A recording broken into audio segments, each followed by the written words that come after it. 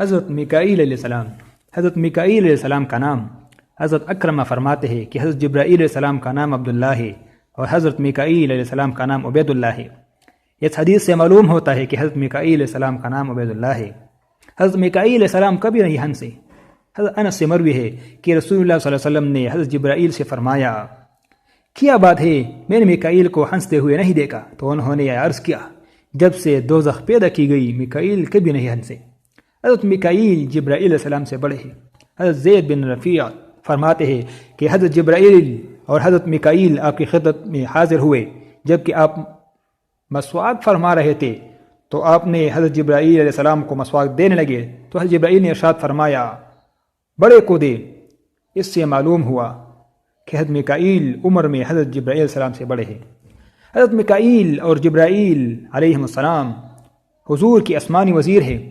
حضرت ابو سعید خدری رضی اللہ تعالیٰ عنہ فرماتے ہیں کہ رسول اللہ صلی اللہ علیہ وسلم نے ارشاد فرمایا، آسمان والوں میں میرے دو وزیر حضرت جبرائیل اور میکائیل ہیں، زمین والوں میں حضرت ابوبکر اور عمر ہے۔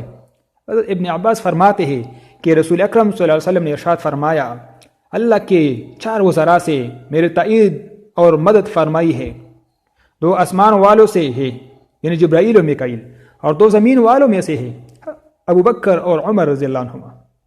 ان دونوں حدیثوں سے معلوم ہوتا ہے کہ حضرت جبرائیل کے ساتھ حضرت میکائیل بھی حضور کے آسمانی وزیر ہے۔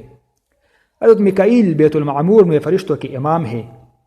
حضرت علی رضی اللہ عنہ مرفوعاً روایت کرتے ہیں کہ آپ صلی اللہ علیہ وسلم نے فرمایا، اہل آسمان کے مؤذن حضرت جبرائیل ہے اور ان کے امام میکائیل ہے جو انہیں بیت المعمور کے نزدیک امامت کراتے ہیں۔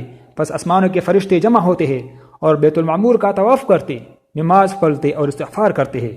اللہ تعالیٰ اس کا ثواب، استغفار اور تسبیح حضرت محمد صلی اللہ علیہ وسلم کی امت کو عطا کرتے ہیں۔ فرشتے چن کے ثواب کے ضرورت مند نہیں ہے، وہ تو صرف اللہ کی خوشنودی کے لیے عبادت سر انجام دیتے ہیں، اس لیے اللہ تعالیٰ ان فرشتوں کی عبادت کا ثواب اور انعام بطور اکرام امت محمد صلی اللہ علیہ وسلم کو عطا فرماتے ہیں۔ حضرت میکائیل کی روایت سے شراب نوشی کی وعید، حضرت علی بن ابی طالب فرماتے ہیں کہ میں اللہ کو گواہ بناتا ہوں کہ مجھے حضرت محمد صلی اللہ علیہ وسلم نے بیان کیا ہے کہ میں اللہ کو گواہ بناتا ہوں کہ مجھے میکائیل نے حدیث بیان کی اور کہا کہ میں بھی اللہ کو گواہ بنا کر کہتا ہوں کہ مجھے اسرافیل نے لوح محفوظ سے یہ بات نقل کی ہے کہ اللہ تبارک و تعالیٰ فرماتے ہیں، شراب بت پرست کی طرح ہے۔